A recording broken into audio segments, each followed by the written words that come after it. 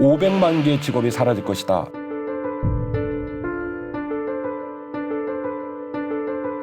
한심한 공동체라는 거예요.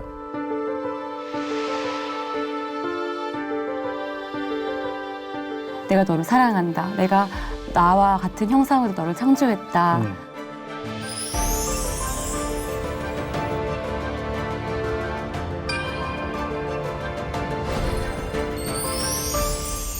세욱 씨 반갑습니다. 네, 안녕하세요.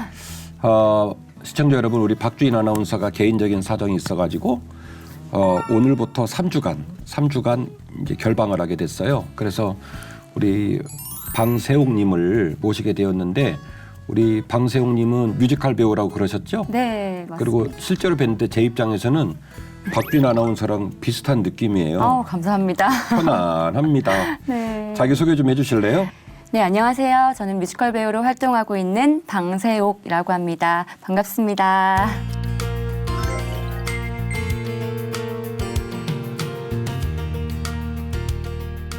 네, 세욱 씨. 네. 평상시에 더 깊이를 보신 적이 있어요? 네, 저 더 깊이 애청자예요. 아, 목사님. 그러시구나. 네. 매주일 이제는 지방에서 연락이 자주 와요. 네. 그래서 더 깊이를 만들어내는 목사로서는 수고와 애씀이 있는데 되게 보람이 있습니다. 네, 네. 그래서 이제 3주간 먼저 우리 세욱 씨에게 은혜가 있기를 원합니다. 아멘. 자, 우리 세욱 씨 지금 카드 하나 들고 계시죠? 네, 네. 보셔요? 뭐라고 써 있어요? 알파벳 T네요. 그러죠. 알파벳 T. 네. 우리 더 깊이 프로그램은 장치가 있어요. 네, 네, 네. 프로그램을 그렇더라고요. 시작할 때 그 내용을 연상하는 장치가 있는데, 오늘의 장치는 알파벳 T입니다. 네. 요 T 이야기를 가지고 오늘 이 이야기를 풀어갈 텐데, 요 T가 왜 들었는지는 잘 모르겠죠. 딱히 떠오르는 게 없네요, 제가. 그래요. 네. 알파벳 자체를 얘기한 게 아니라 형태를 얘기한 거예요. 네. 하나는 수직, 하나는 수평. 수직과 수평을 붙이면 T자가 되니까 네, 네. 이른바 이것을 4차 산업시대의 T자형 인재라고 얘기를 합니다. 일단은 4차 산업시대 얘기를 좀 해볼게요. 네. 앞으로 다가오는 시대를 이른바 4차 산업시대라고 얘기를 합니다. 네, 네. AI 시대 이렇게 얘기를 하기도 하고요. 4차 산업시대는 인공지능을 기반으로 움직이는 시대예요.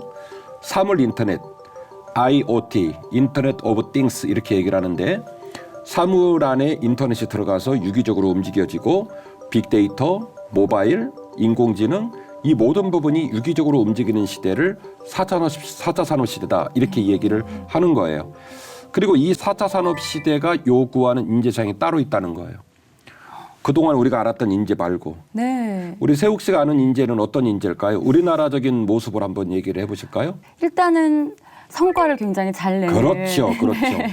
그런 말이 있잖아요. 열심히 하는 게 중요한 게 아니라 잘하는 게 중요하다. 그렇죠. 이런 말 굉장히 많이 들었거든요. 한국 사람 맞아요. 네.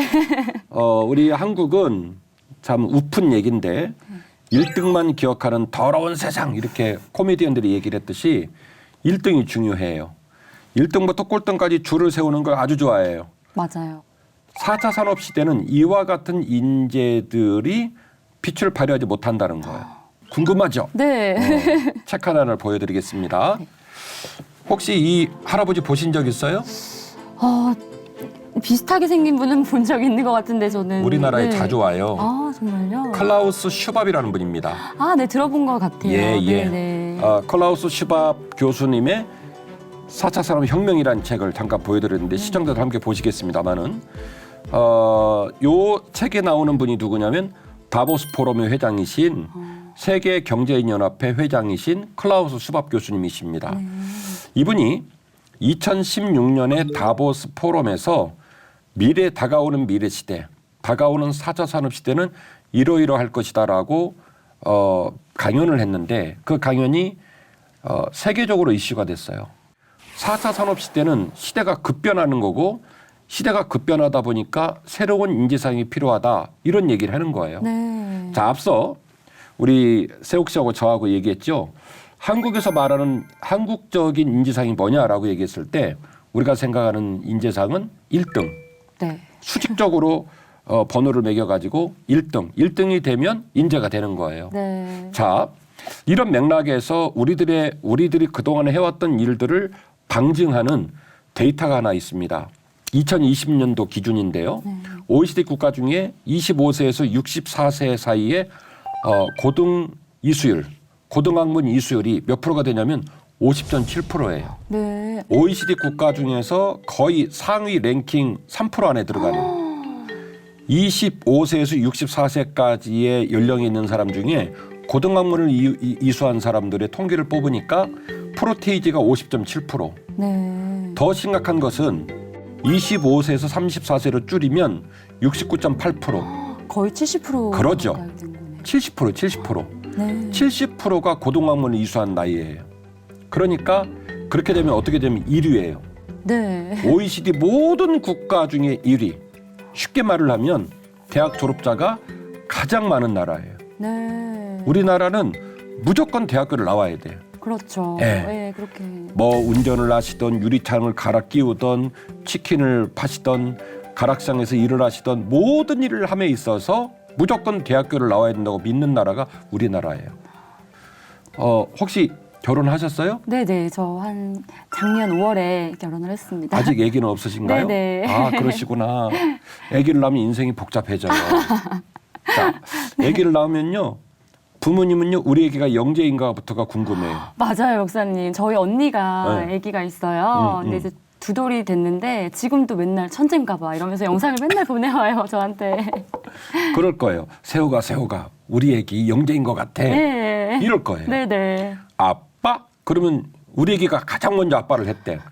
원래 다 해. 맞아요. 그래서 어렸을 때부터 아이를 영재 학원에 보내고 이게 우리나라의 모습이에요. 네. 영어, 수학, 스포츠, 미술 모든 분야에서 한 가지의 목적은 뭐냐면 뛰어난 인재를 만드는 거예요. 쉽게 말씀드리면 뛰어난 인재라기보다는 1등. 1등이요. 예, 1등을 만들어야 직성이 풀려. 그래서 그렇게 모든 부모는요. 이 절대적인 목적을 위해서 시간 투자하고 땀 투자하고 물질 투자하고 심지어 가정의 행복조차도 그냥 포기를 하고 1등을 만드는 것을 투자해서 앞만 보고 달려오는 시스템이 우리나라의 교육 시스템이에요. 네. 이런 흐름에서 보니까 교회라는 공동체는 제일 한심한 공동체예요. 아이고, 네, 목사님. 제가 학교를 다닐 때는 교회를 다니는 것이 학교 생활의 애들한테 굉장히 선망의 대상이었어요. 네. 그리고 학교에서 점심시간에 밥을 먹고 사부로 막 찬양하고 그랬거든요. 지금은 제가 청소년 살고 오래 했으니까 제가 드리는 말씀이 맞아요. 지금 한 반이 한 25명에서 30명 되거든요. 그 중에서 예수 믿는 사람이 한 명이에요. 한 명이에요, 목사님? 네. 어머, 이건 좀 충격인데요. 이처럼 지금 아주 절박한 상황에 놓여 있고 교회를 다닌다 치면 충청도 사투리로 개가 안 나는 인간 대책 없다 뭐 이런 소리예요. 네. 왜냐? 한심한 공동체라는 거예요. 이 바쁜 와중에 이 경쟁하는 와중에 교회 와서 예배드리라 찬양해라 봉사해라 한가로운 소리 하고 있다는 거예요. 그래서 교회 공동체는요 대단히 한심한 공동체로 여겨지고 종교적인 신념에 함몰되어서 경쟁은 뒤로 하고 막 사랑하라 섬겨라 그리고 이웃을 내 몸처럼 화목하며 지내라 이런 말들이 우리나라가 말하고 있는 1등을 지향하고 있는 시스템하고는 안 맞는 거예요. 네. 결이 안 맞아. 네. 심지어 중직자의 자녀들마저도 고3이 되면 교회를 안 나오고 시험 기간에는 교회 모든 일 접어두고 학원 가야 되고 뭐 이래야 되는 상황이 벌어지고 있는 거거든요. 네. 그래서 현장에 있는 목회자로 참 가슴이 아프고 슬플 때가 한두 번이 아닙니다만은 오늘 제가 더 깊이 이야기권으로 이야기하고자 하는 아주 중요한 메시지는 뭐냐면 드디어 교회에서 가장 강점을 가지고 있고 교회에서 가장 잘해왔고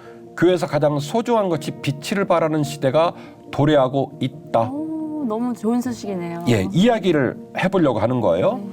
다가오는 4차 산업시대에는 교회는 원래 갖고 있었고 교회의 강조점이고 교회가 집중했던 것들이 소중한 이야기로 소중한 주제로 떠오르는 시대가 오게 될 거라는 거예요.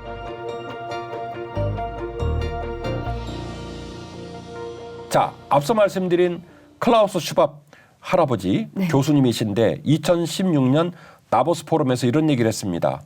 지금은 이제 과거가 됐습니다만은 2020년이 되면 우리가 알고 있는 직업 중에 500만 개의 직업이 사라질 것이다.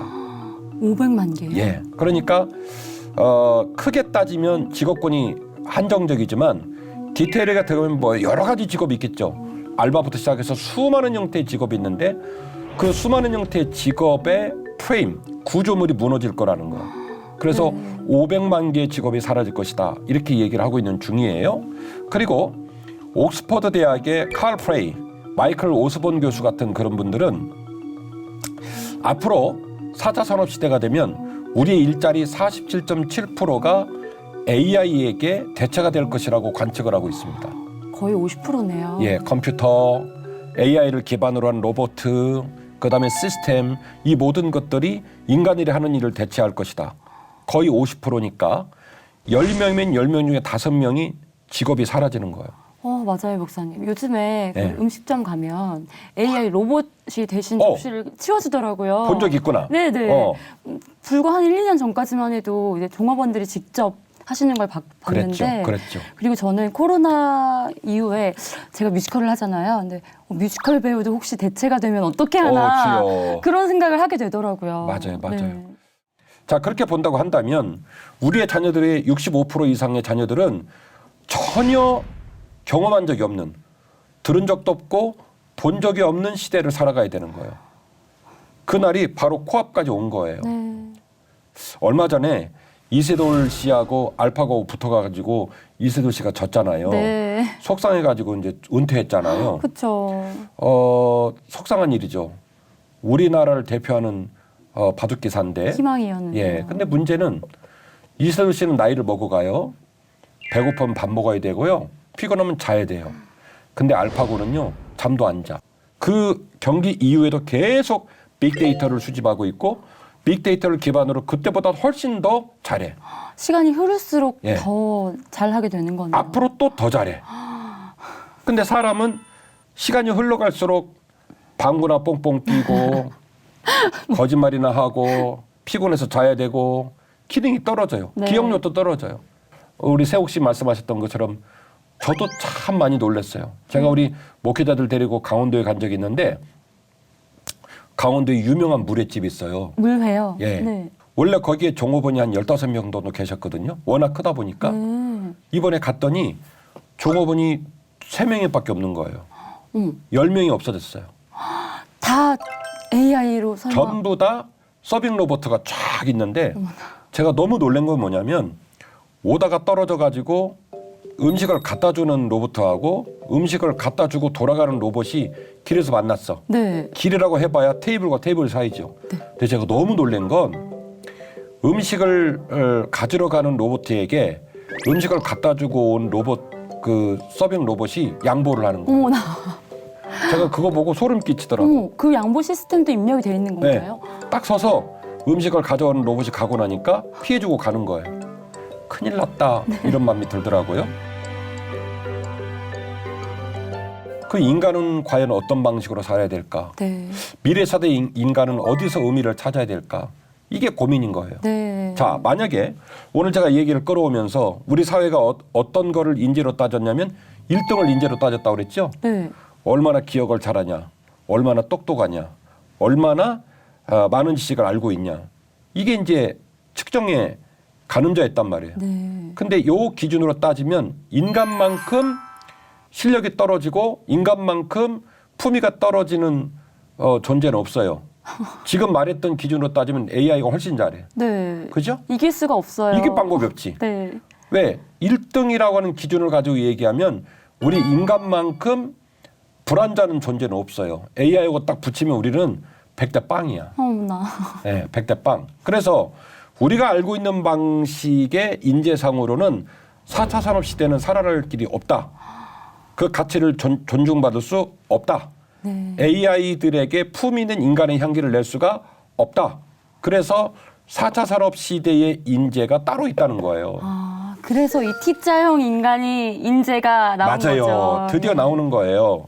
일단은 T자형 인재를 좀 얘기를 할 텐데 T자형이란 말은 첫 번째는 수직적인 기둥이죠.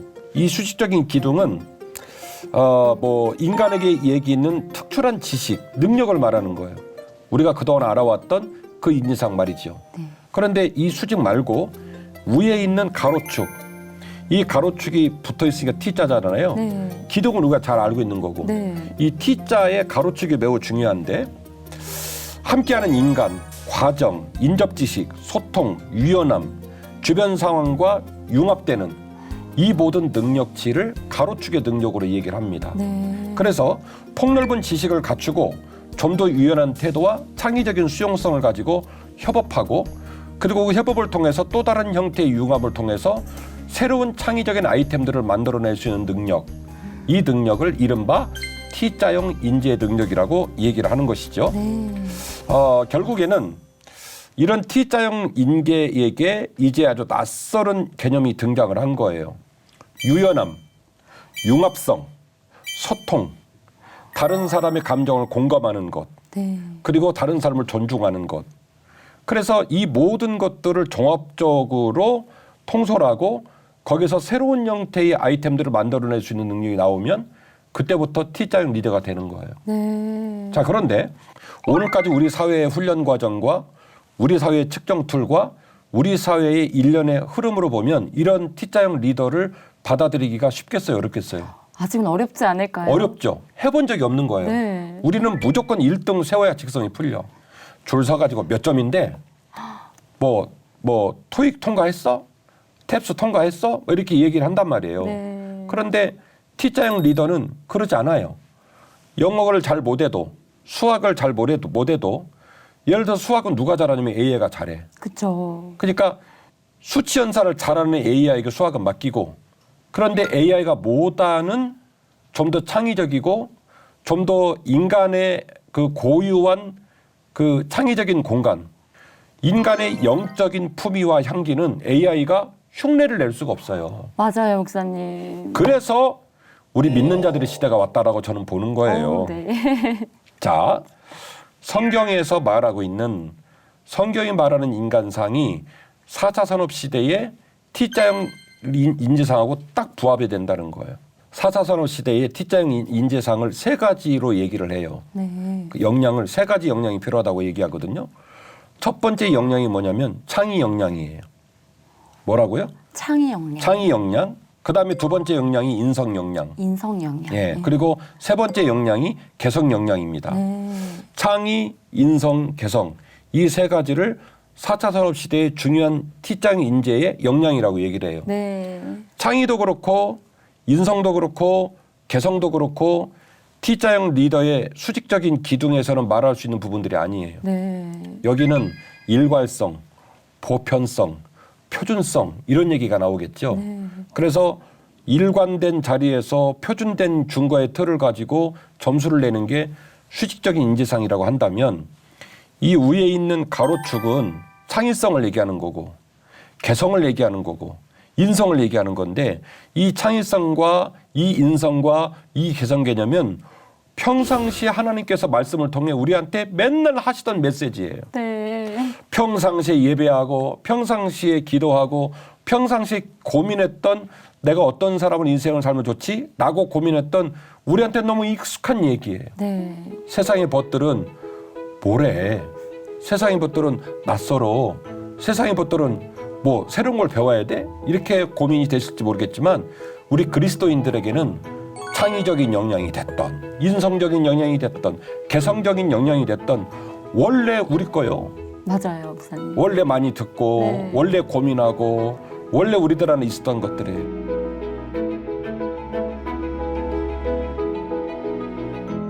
자, 지금부터 스토리를 이어가면서 4차 산업 시대가 요구하는 세 가지 인재상을 성경을 통해 풀어보려고 합니다. 자, 첫 번째로는 창의 역량이에요. 뭐라고요? 창의 역량. 창의 역량. 영어로 creativity 이렇게 얘기를 하는데 새로운 사고와 새로운 가치를 창출할 수 있는 역량을 얘기하는 거예요. 네. 하나님이 이르시되 우리의 형상을 따라 우리의 모양대로 우리가 사람을 만들고 그들로 바다의 물고기와 하늘의 새와 가축과 온 땅과 땅에 기는 모든 것을 다스리게 하자 하시고 하나님이 자기 형상 곧 하나님의 형상대로 사람을 창조하시되 남자와 여자를 창조하시고 하나님이 그들에게 복을 주시며 하나님이 그들에게 이르시되 생육하고 번성하여 땅에 충만하라 땅을 정복하라 바다의 물고기와 하늘의 새와 땅에 움직이는 모든 생물을 다스리라 하시니라. 아멘. 아멘. 우리 세욱 씨가 뮤지컬 배우이시니까 지금 이 본문은요 뮤지컬로 만들면 그냥 판타스틱한 거예요. 네. 그러니까 진화론을 기반하고 있는 우리 생애 벗들은 뭐래? 뭐 말도 안 되는 소리하고 그래. 이런 얘기예요. 네. 아무것도 없는 무에서 하나님이 유를 창조하신 창조에 관한 얘기들이에요. 말씀으로 선포하실 때 빛이 있고 어둠이 드러나고 궁창이 생기고 물이 드러나고 묻이 생기고 식물들이 만들어지고 그리고 그 모든 것들을 만드는 과정에 하나님이 그 과정이 진행될 때마다 보시기에 좋았더라. 네, 심히 좋았더라. 보시기에 좋았더라. 이렇게 팍 선포하는데 대단하죠. 인간은요. 뭔가를 얘기할 때 무에서 유를 생각을 못하는 존재예요. 네. 뭐가 있어야 돼. 예. 맞아요. 보여야 되고요. 이 컵을 만드는 재료가 있어야 규사가 있어야 컵이 나오는 거지 아무것도 없는 데서 컵을 만들려면 못 만들어요. 네. 그러니까 사실은 창의 역량의 출발점은 누구냐면 살아계신 하나님이에요. 맞아요, 목사님. 진화론은 창의 역량 개념이 없어요. 무엇인가 존재하는 것에서 항상 기반을 내서 그 존재하는 것이 일종의 돌연변이를 일으키고 시간이 축적되면서 지금이 됐다라는 추론을 말하는 거지만 우리 세상의 벗들은 받아들이기 어려우시지만 주 안에 저는 선포합니다. 창의 역량의 출발은 누구냐면 살아계신 하나님이에요. 아무것도 없는 무에서 하나님은 오늘의 이 우주 삼라만상을 창조하셨어요. 네. 근데 얼마나 아름다운지 몰라요. 우리가 우리 자녀들하고 이제 제가 잠실에 살거든요. 네. 잠실에서는 별이 잘 안 보여요. 네. 그래가지고 이제 명절 같은 때 자녀들을 데리고 시골에 내려가가지고 제가 일부러 밤에 이제 밖에 데리고 나가는 경우가 있어요. 별을 보여요. 그렇죠. 휴가 때도 마찬가지고. 근데 애들이 하늘을 보면서 아빠 너무 예뻐요. 너무 멋있어요. 근데 제가 50몇 년 하늘을 봤지만 볼 때마다 새로워. 네. 볼 때마다 새로워. 그리고 저녁에 낙조가 떨어지는 모습 보면 빤하죠. 물속으로 해가 빠지고 지평선 해가 빠지고 근데 볼 때마다 경외로워. 네. 볼 때마다 너무 아름다워. 그러니까 이 세상의 모든 것들이 어쩌면 이렇게 아름다울 수 있을까? 그 모든 아름다운 것들을 때를 따라 하나님께서 적시적소에 배치하시고 그 모든 걸 창조하셨어요. 하나님의 비전, 하나님의 창의성, 하나님의 위대하심. 그 모든 것들의 창의적 역량이 누구에게냐면 하나님께 있는 거예요. 네. 그리고 방금 읽으셨듯이 그 하나님께서 우리를 만들 때 뭐라고 얘기를 하냐면 우리의 형상을 따라 사람을 만들자. 들을 때마다 너무 이 말씀 너무 네, 좋아요. 네.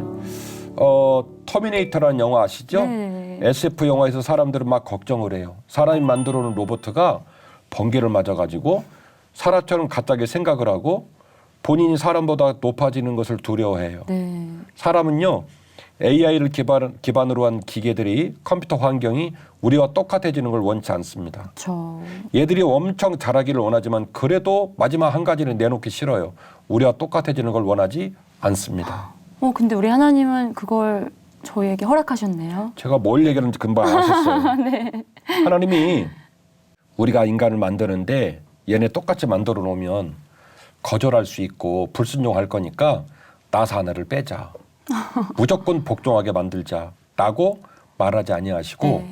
우리의 형상을 따라 사람을 만들자. 네. 우리 모습 그대로 사람을 만들자. 그래서 우리가 하나님을 사랑하고 예배하고 하나님과 깊은 교제를 나누면요. 우리 안에 하나님의 에너지가 풍성히 충만해지는 거예요. 이 창의 역량이라고 하는 것은 창조의 근원이신 하나님께 원래 있는 하나님의 독특한 정체성 중에 하나고 네. 그 하나님의 정체성, 그 하나님의 아이덴티티, 그 정체성이 우리들 안에 있는 거예요.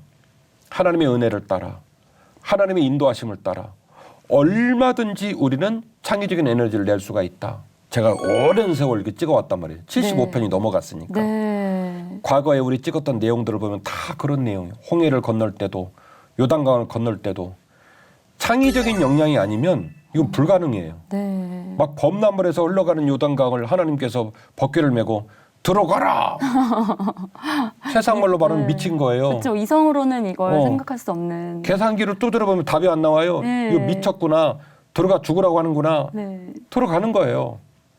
하나님께 있는 창조의 근원. 사람에게 당신의 형상을 주셨고 이 땅을 돌볼 수 있는 지혜와 감수성을 주셨어요. 아담과 하와에게 너희들이 이름을 줘봐라. 네. 생육하고 번성하고 땅에 충만하고 땅을 다스리라.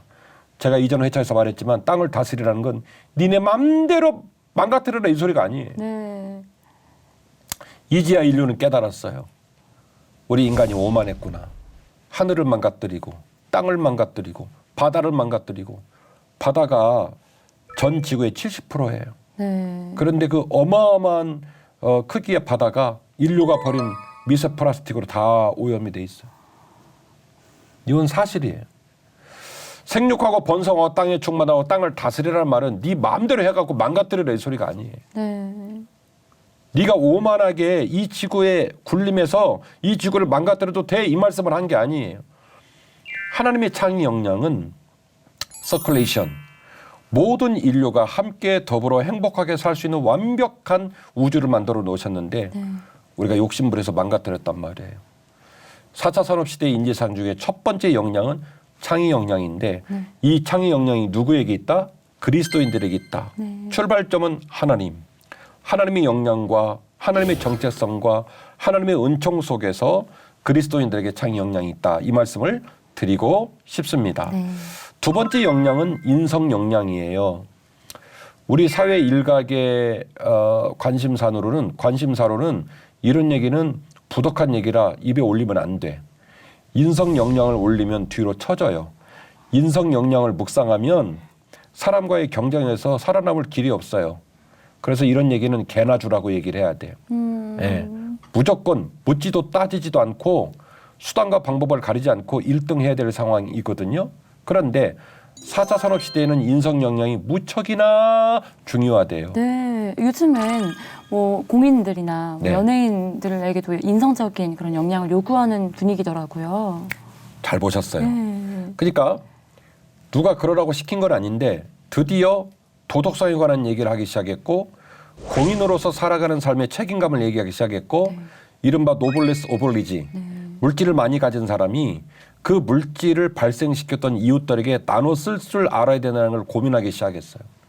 그래서 인성 역량이 사람을 사람답게 하는데 매우 중요한 덕목 중에 하나더라는 얘기를 말하기 시작했다는 거죠. 네. 근데 문제는 뭐냐면 그리스도인들에게는 원래 이게 디폴트 값이에요. 원래 이 말씀을 항상 받았고 원래 이걸 가지고 주님 저는 죄인입니다. 주님 제가 주님 제자 되어 살게 하여 주옵소서. 이 우리의 신앙의 고백에 이게 담겨져 있는 거예요. 네.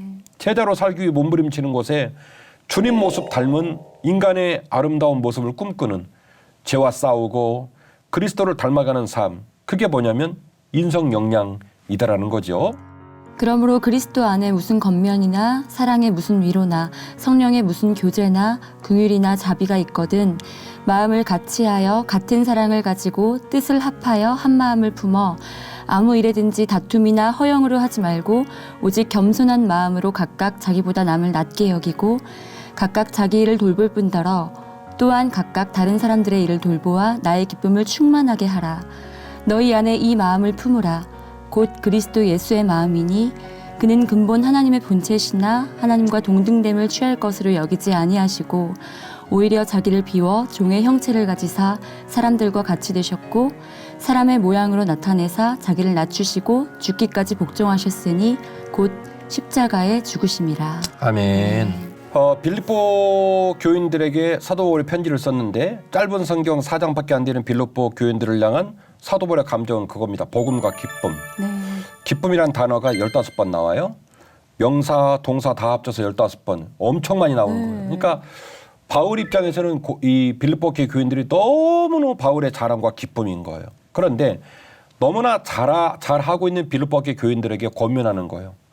너희들이 오늘 이후로 주 안에 모든 사람을 권면하고 주 안에 모든 사람을 용납하고 주 안에 모든 사람과 하나님의 덕을 쫓아 화평하는 삶을 살아야 할 것이다.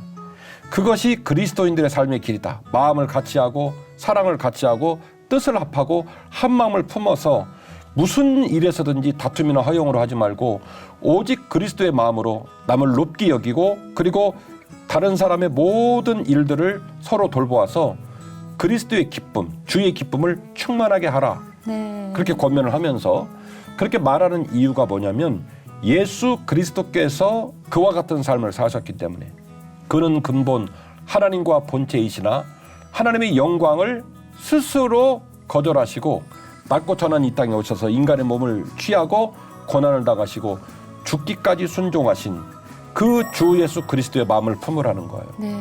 예수 그리스도의 마음, 예수 그리스도의 마음을 닮아가는 우리 그리스도인들의 마음, 그 마음 안에는 인간을 가장 인간답게 하고 향기롭게 하는 인성의 역량들이 담겨져 있는 거예요. 네. 신자의 삶, 기독교가 말하는 하나님을 섬기는 것은 인간이 하나님만 잘 섬기는 게 아니라 인간이 하나님을 잘 섬기면 누구도 잘 섬기냐면 섬기는 게 아니라 누구를 잘 사랑하게 되냐면 인간이 인간도 잘 사랑하게 된다는 거예요. 네. 왜? 하나님께서 이 세상을 이처럼 사랑하사 독생자마저도 주셨거든요. 지금도 수많은 사람이 주의 품으로 돌아오기만을 원하시고 70번씩 7번까지 용서하시며 온 백성이 주의 은혜의 장중에 서기를 원하시거든요. 네. 이게 주님의 마음이에요. 그 마음을 품고 예배하고 그 마음을 품고 목회하고 그 마음을 품고 뮤지컬 배우로 활동하고 네. 그 마음을 품고 우리 제작팀은 기독교 콘텐츠를 만들어 가는 거예요. 네. 오직 위로부터 난 지혜는 첫째 성결하고 다음에 화평하고 관용하고 양순하며 긍휼과 선한 열매가 가득하고 편견과 거짓이 없나니 화평하게 하는 자들은 화평으로 심어 의의 열매를 거두느니라. 아멘. 화평하게 하는 자들은 화평으로 심어서 의의 열매를 거두게 된다는 거예요. 옛날에 이수부화를 기억하세요? 한 나그네가 길을 걸어갑니다. 구름하고 태양하고 서로 얘기하죠. 네. 누가 모자 벗기는지 경쟁할까? 네. 근데 구름이 막 웃어요. 말이나 되는 소리를 해. 원래 모자는 바람이 벗기는 거야. 그러니까 태양이 웃어요. 네. 가물가물하죠. 네. 그래가지고 구름이 막 바람을 부르니까 그 나그네가 어떻게 했다고요? 웬일이야? 네. 그러면서 더 모자를 붙들고 안 놔주는 거예요. 결국 바람을 너무너무 불게 해도 네. 이 모자가 안 벗어지는 거예요. 그래서 그 모습을 보고 있던 태양이 말했다는 거예요. 다 혔어?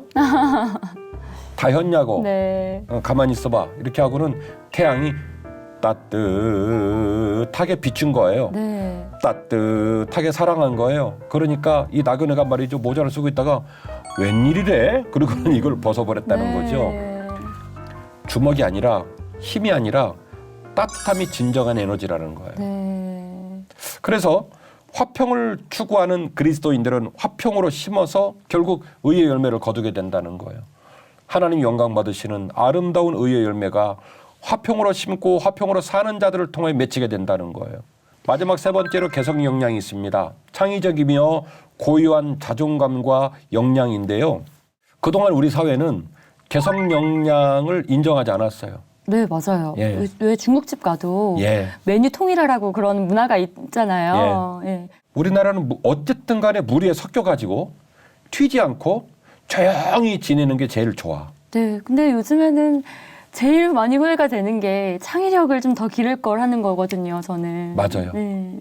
그러다 보니까 이런 구조적인 압박으로 개성 역량을 가진 사람들을 막 짓누르면 그 개성 역량을 가진 사람들이 어떤 심리 상황으로 변하게 되냐면 일종의 절망감, 패배감, 자존감 저하 이런 부작용들로 이제 함몰이 되기 시작해요. 네. 나는 안 돼. 나처럼 튀는 인간들은 어울리지 않아. 그래가지고 자존감이 막 떨어지고 패배감이 들고 절망감이 들고 막 이런 마음이 드는 거예요. 그런데 성경은요 정반대로 얘기해요. 나는 사람을 그렇게 지은 적이 없다. 너희 모두에게 재능을 따라 은사와 달란트를 다뤄주었다. 각각 그 재능대로 한 사람에게는 금 5달란트를, 한 사람에게는 2달란트를, 한 사람에게는 1달란트를 주고 떠났더니. 이상하죠?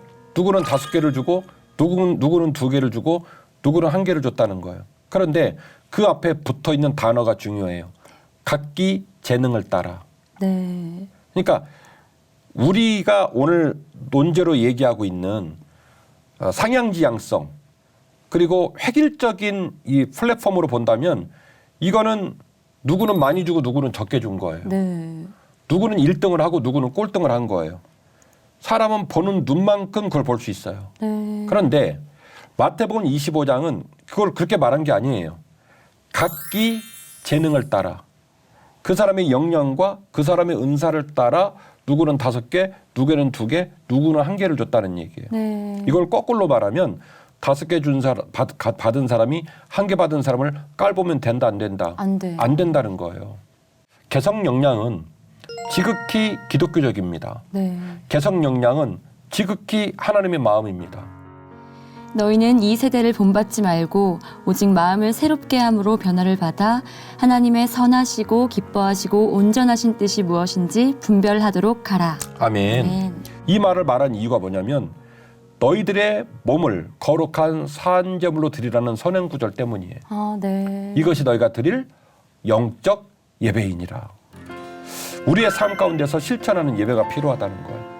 우리의 삶 가운데서 우리의 몸이 거룩한 산제물 되어 제물은 원래 죽어야 되잖아요. 네. 근데 오늘 녹화 끝나고 우리 세옥씨도 집에 가실 거잖아요. 네. 저도 집에 갈 거고요. 살아서 살아요. 그러나 우리의 삶 가운데 우리가 제물된 것처럼 살라는 거예요. 그것이 바로 너희가 드릴 영적 예배이니라. 네.